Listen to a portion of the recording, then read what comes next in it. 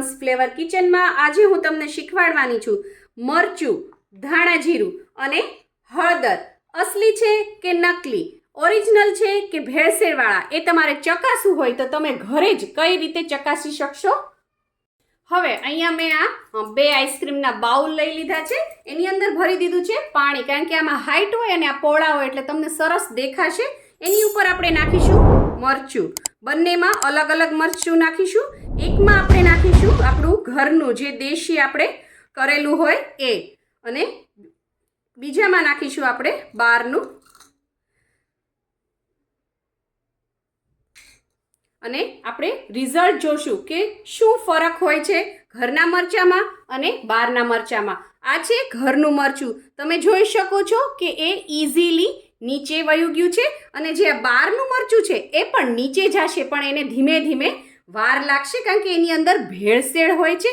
અને બીજી એક વાત, આ મરચું છે એનો કલર છે એ તમને જલ્દીથી લાલ નહીં થાય. જે સાચું મરચું હોય એનો કલર એકદમ રેડ નથી હોતો, એનો કલર હોય છે કેસરીયો હોય છે. અને આપણે જો ઘરે મોણ દઈએ ને પછી તો આવો મરૂન જેવો કલર થાય છે, એકદમ લાલ ચટક નથી હોતો. જ્યારે બહારનું જે મરચું હોય છે એ એકદમ લાલ હોય છે. અને આ પાણી જોજો ધીમે ધીમે થશે કલરવાળું, અને એકદમ લાલ કલર તો નહીં જ થાય. જ્યારે એની ઉપર તમે જોઈ શકો છો કે ખાલી હવાને લીધે બબલ્સ આવ્યા છે. કોઈ પણ વસ્તુ તરતી નથી, કારણ કે આપણે આ મરચાં લઈને માથે ઊભા રહીને પીસાવેલું મરચું છે. અને જે આ બહારનું મરચું છે તમે જોઈ શકો છો હજી પણ એ ધીમે ધીમે નીચે જાય છે. અને તમે કલર જુઓ, આ મરચાંનો કલર જુઓ અને આ મરચાંનો કલર જુઓ, તરત જ લાલ કલર થઈ જાય છે, કારણ કે આની અંદર કલર ભેળવેલા હોય છે. અને ઘણીવાર હવે શું થાય છે કે મરચાં છે એમાં એ લોકોએ સાચું મરચું પણ થોડું ભેળવેલું જ હોય અને બીજું ભેળસેળ હોય, તો નીચે ફટાફટ બેસી પણ જાય. તો તમને એમ થાય કે આ બેસી ગયું છે તો આ સાચું છે. પણ તો બીજી પણ એક વાત જાણી લો, જો ફટાફટ બેસી જાય તો બીજો પોઈન્ટ તમારે ચેક કરવાનો, કલર જુઓ તમે. આ ઘરના મરચાંનો રંગ કેસરીયો અને આ મરચાંનો રંગ તમે જુઓ એકદમ લાલ ચટક થઈ ગયો. હજી તમે આની અંદર આને મિક્સ નથી કર્યું, મિક્સ કરો એટલે એકદમ લાલ થઈ જાય.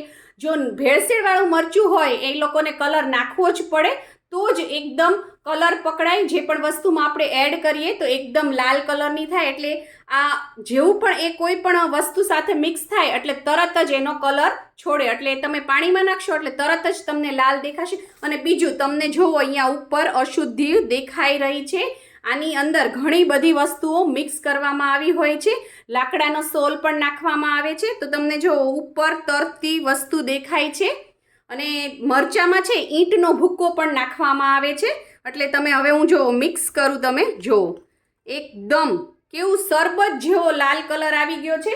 જ્યારે આ મરચું છે એની ઉપર કંઈ પણ નથી, ચોખ્ખું છે. અને આને પણ હું તમને મિક્સ કરીને દેખાડું, જો. અને આનો કલર તમે જુઓ, આ કેસરીયો કલર હશે. અને આ રીતે પણ ચકાસી શકો છો તમે. જ્યારે બહાર મરચું લેવા જાઓ તો એકદમ લાલ ચટક રંગનું મરચું હોય તો સમજવાનું કે ભેળસેળવાળું છે, અને આવી રીતે કેસરિયું હોય તો એ ઓરિજિનલ છે. અને તમે જુઓ હજી પણ આની ઉપર તમને અશુદ્ધિઓ દેખાશે. તો આ થઈ મરચાંની વાત. હવે અહીંયા ફરીથી 2 બાઉલ લઈ લીધા છે અને 2ની અંદર પાણી ભરી દીધું છે. હવે આપણે હળદર ચકાસીએ. હવે આની અંદર હું હળદર નાખું છું, તમે જોઈ શકો છો. અને અહીંયા બાજુના બાઉલમાં હું હળદર નાખું છું, એ તમે જુઓ. આ છે આપણી ઘરની હળદર. અને હવે જે નાખું છું એ છે બહારની ભેળસેળવાળી હળદર. જો તમે ઓરિજિનલ મસાલા તરત જ નીચે બેસી જશે, અને જ્યારે જે ભેળસેળવાળા મસાલા હોય એને નીચે બેસતા વાર લાગશે. બીજું, અને તરત જ આનો કલર તમે જોઈ શકો છો, તરત જ તમને પીળો દેખાવા માંડ્યો છે. જ્યારે ઓરિજિનલ હળદર હશે એ એકદમ કલર પીળો નહીં થાય, પાણી તરત પીળું નહીં થાય, અને પછી થાશે તો પણ ધીમે ધીમે આછું પીળું થશે. જ્યારે આ તમે જુઓ જાણે પાઇનેપલનું શરબત બનાવ્યું હોય એ જ રીતે તરત જ કલર ઉપર, આપણે કોઈ પણ ચમચી નથી ફેરવી તો પણ પીળો કલર આવી ગયો છે.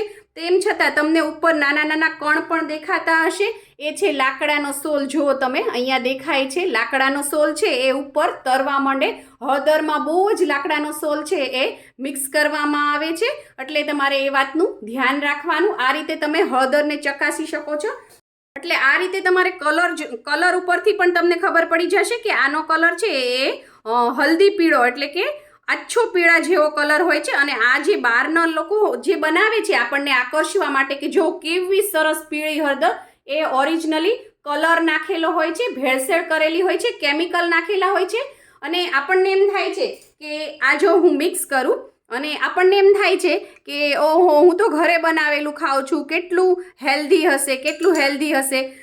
મેં ચમચી ફેરવી, તમે જોઈ શકો છો જે ભેળસેળ વગરની ઓરિજિનલ હળદર છે એ ધીમે ધીમે ફરીથી નીચે બેસવા માંડી છે અને પાણી છે એ આછું પીળું થતું જાય છે. જ્યારે આ ભેળસેળવાળી છે એમાં જુઓ તમે કેટલો ઘાટો પીળો કલર આવેલો છે અને ઉપર તમને દેખાય પણ છે પાર્ટિકલ્સ. અને આની અંદર લોટ પણ મિક્સ કરવામાં આવતા હોય છે. હવે અહીંયા ફરીથી 2 બાઉલમાં પાણી ભરી લીધું છે. હવે આપણે ધાણા જીરું ચેક કરીએ. આ છે ઘરનું ધાણા જીરું. તમે કલર જુઓ, ઘરના ધાણા જીરાનો કલર છે એ આવો હોય છે, એકદમ લીલો નથી હોતો. જ્યારે બહારનું આપણે ધાણા જીરું લેવા જઈએ ને એનો કલર છે એ એકદમ લીલો હોય છે. તમે જોઈ શકો છો તરત જ નીચે બેસી જાય છે. બાજુના બાઉલમાં આપણે હવે બહારનું ધાણા જીરું નાખીએ. આ ધાણા જીરુંનો કલર એકદમ ઘેરો લીલો હોય છે. જ્યારે આપણે ઘરે પીસાવીએ છીએ એનો કલર એવો ઘેરો લીલો નથી હોતો. અને તમે જો તરત જ જો ઉપર તમને દેખાય છે અંદર સોલ છે, કોઈ વસ્તુ નાખેલી છે, તો એ તરત જ તમને ફરક નજર આવી જશે. અને બીજી એક વાત, મેં તમને કીધું એમ લોટ, પપૈયાના બીજનો ભૂકો કરીને અને કોલસાની ભૂકી પણ મિક્સ કરવામાં આવતી હોય છે મસાલામાં. જે આપણું ઘરનું ધાણા જીરું છે એ પાણી તમે જુઓ એકદમ ચોખ્ખું પાણી લાગે છે. ધાણા જીરું બધું નીચે બેસી ગયું છે, ઉપર કંઈ પણ તરતું નથી. પાણીનો કલર એ તે થોડોક જ ચેન્જ થયો છે. જ્યારે આ બહારનું ધાણા જીરું તમે જુઓ ઉપર તમને બધું ડસ્ટ પણ દેખાય છે, સોલ પણ દેખાય છે. અને પાણીનો કલર જુઓ તમે, વરિયાળીનું શરબત હોય એવો લીલો થઈ ગયો છે. બહારના મસાલા છે એ દેખાવે એકદમ તમને આકર્ષિત કરશે. એટલે તમારે એ પણ જોવાનું, કલર ઉપરથી પણ તમને ખબર પડી જશે. ઘેરા ઘાટા કલરના મસાલા હોય તો એ ભેળસેળવાળા હોય છે. જે આપણે ઘરે પીસાવીએ છીએ મસાલા એ થોડા આછા રંગના હોય છે. મસાલાની અંદર લાકડાનો સોલ, કલર એ તો બધું મેં કીધું. તેમ છતાં એની અંદર પપૈયાના બીજનો ભૂકો કરીને લોટ અને કોલસાની ભૂકી પણ ઉમેરવામાં આવતી હોય છે. તો એ આપણા શરીરને કેટલું નુકસાન કરે છે અને કેટલા રોગ થાય છે. અને હજી એક વસ્તુ તમને કહી દઉં, તમે કોઈ પણ મસાલાને સૂંઘીને પણ તમને ખબર પડી જશે કે આ મસાલા ઓરિજિનલ છે કે નકલી છે. જ્યારે પણ મસાલા સૂંઘો, જો નેચરલ મસાલા હશે ને એમાંથી ધીમી ધીમી સુગંધ આવશે. અને જે બહારના આર્ટિફિશિયલ જે મસાલા હોય છે એમાંથી તમને એકદમ સ્ટ્રોંગ સુગંધ આવશે. તમને એમ થશે વાહ, મરચાની સુગંધ કેટલી સરસ છે, હળદરની એકદમ ફ્લેવર તમે સૂંઘો ને તો નાકમાં બેસી જાય. એનો મતલબ એમ કે એની અંદર આર્ટિફિશિયલ એવા કેમિકલ્સ નાખવામાં આવ્યા છે જે એની સુગંધ વધારે છે. એટલે એ પણ તમને ખબર પડશે કે સૂંઘીને પણ તમે તપાસી શકશો કે મધ્યમ ધીમી સુગંધ આવતી હોય એ મસાલા ઓરિજિનલ છે. અને એકદમ તમને જો સુગંધ આવતી હોય વધારે પડતી, તમારે નાકમાં બેસી જાય, મગજમાં બેસી જાય, સ્ટ્રોંગ ફ્લેવર હોય તો ઇટ મીન્સ કે એમાં કેમિકલ્સ નાખેલા છે, એવા એસેન્સ નાખેલા છે સુગંધના, જેના લીધે વધારે સુગંધ આવે છે.